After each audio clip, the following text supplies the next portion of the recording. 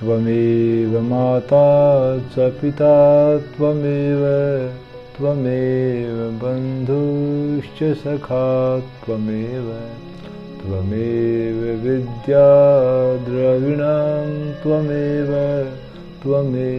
सर्वं मम देव त्वमेव सर्वं मम देव।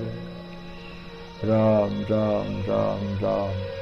सबका मंगल हो, सब सुखी हों, सब निरोग हों, सबके मन में सद्भावों का संचार हो, सबका कल्याण देखें, सभी शक्ति भक्ति से ओतप्रोत हों। सर्वे भवन्तु सुखिनः, सर्वे सन्तु निरामया, सर्वे भद्राणि पश्यन्तु मा कश्चित् दुःखभाग् भवेत्।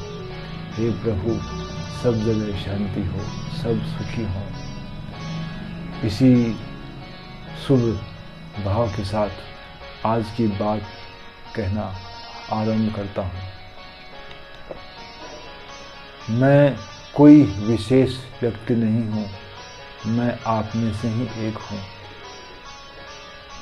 और जो मेरे मन में भाव आ रहे हैं वह भाव मैं आप सबके सामने व्यक्त कर रहा हूँ, और उन भावों को व्यक्त करने में मेरी कोई पूर्व तैयारी नहीं है।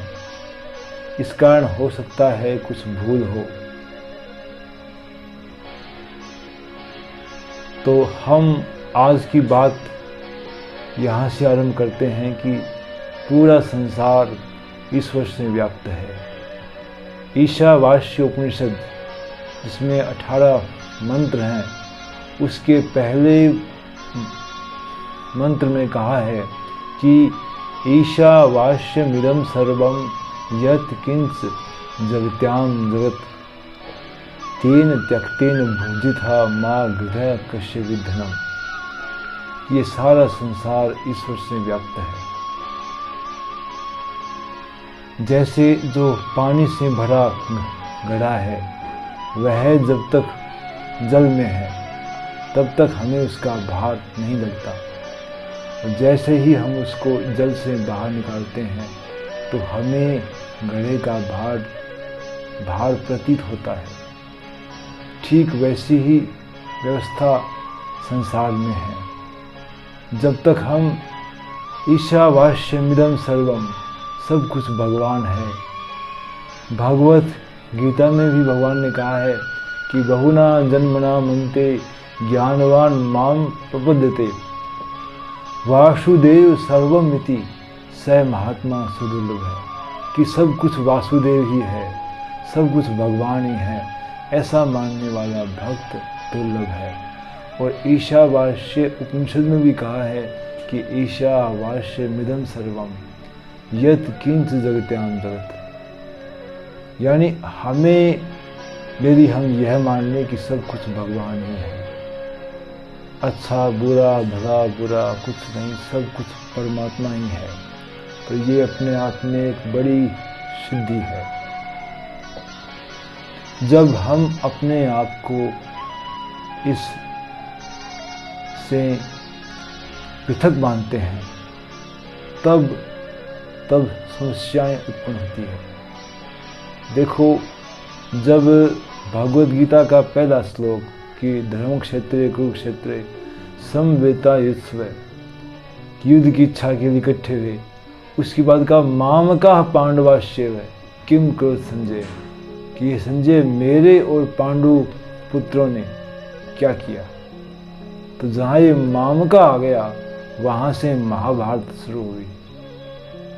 जो महाभारत का मूल कारण क्या है, मेरे और तेरे का भाव। धृतराष्ट्र के मन में भाव था कि मामका ये मेरे बेटे हैं और पांडवा ये पांडु के बेटे हैं, और सब कुछ इसी कारण महाभारत का संग्राम हुआ। भगवत गीता हमें कहती है कि वासुदेव सर्वमिति स महात्मा सुदुर्लभ है, सब कुछ वासुदेव ही है, ऐसा मानने वाला महात्मा दुर्लभ है। तो हमें सब प्रकार से भगवान की शरण ग्रहण करनी चाहिए। यदि हम भगवान की शरण में हैं तो हमारी कमजोरियां भी बल बन जाएगी। भगवत गीता के 18वें अध्याय के 62वें श्लोक में भगवान कहते हैं, तमेव शरणं गच्छ सर्वभावेन भारत तत्प्रसादात् परम शांतिम स्थानं प्राप्स्यसि शाश्वतम्। कि हे अर्जुन, तमेव शरणं गच्छ, उसी परमात्मा की शरण में जाओ।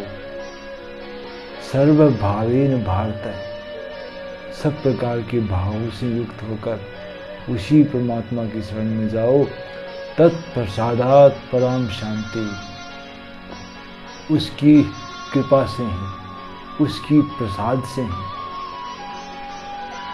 परम शांति प्राप्त होगी।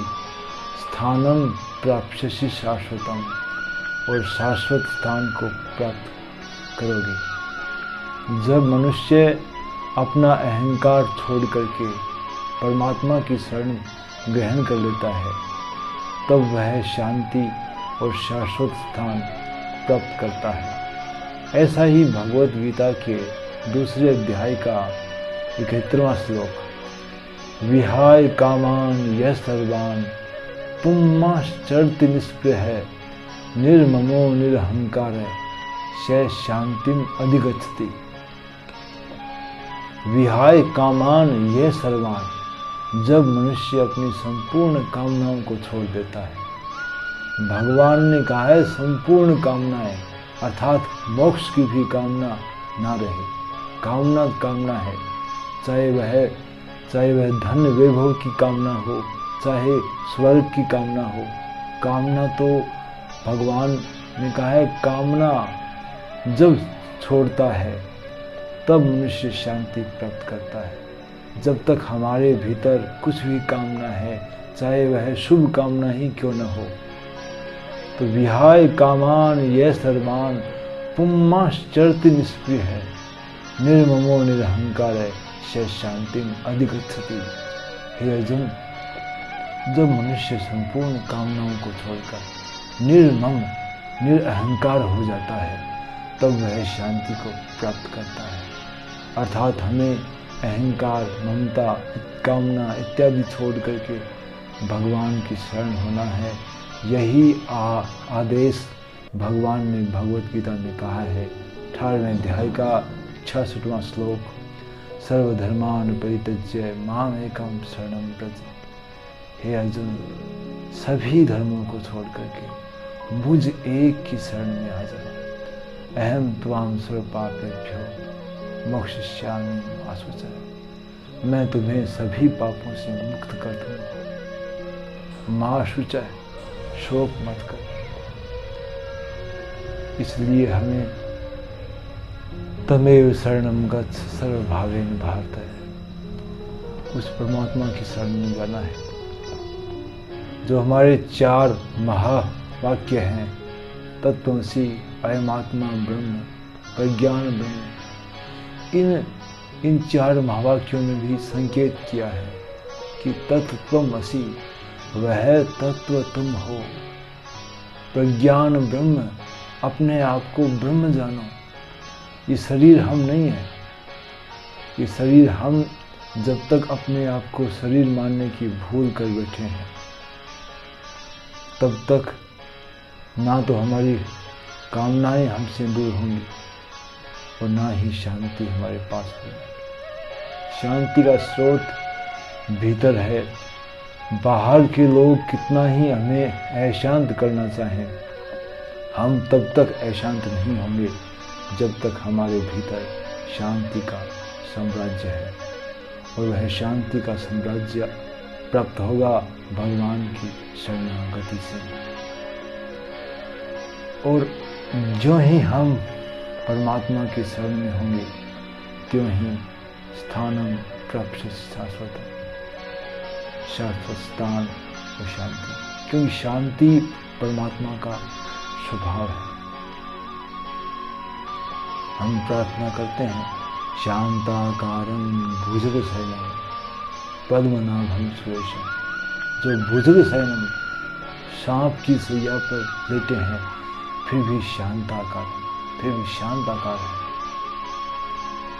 कितना दिव्य संदेश भगवान के चित्र में छिपा है। शेष सैया पर लेटे हैं फिर भी शांताकार है। बुजुर्ग शयनम पद्मनाभम सुरेश, उनकी नाभि में कमल है। सुरेशम देवताओं के स्वामी हैं, लेकिन प्रथम विशेषता का है शांताकार। आइए हम सभी उन्हीं शांत परमात्मा की शरण में जाएं और समस्त जो भय हैं उनसे मुक्ति पाएं। भगवद गीता में 16वें अध्याय का पहला श्लोक भगवान ने कहा है, अभयम सत्व संशुद्धि ज्ञान योग व्यवस्थिति। अभयम कि अभय, जो भय का न होना, ये प्रथम देवी संपदा का गुण है। और भय दूर तब होगा जब हम सभी भावों से सर्वभावे परमात्मा की शरण प्राप्त हों। इन्हीं शब्दों के साथ आप सभी को मेरा पुनः प्रणाम। आप सभी के सुझाव आमंत्रित हैं। सभी को जय सिया राम। ओम पूर्णमदः पूर्णमिदं पूर्णात् पूर्णमुदच्यते पूर्णस्य पूर्णमादाय पूर्णमेवावशिष्यते। ओम शांति शांति शांति।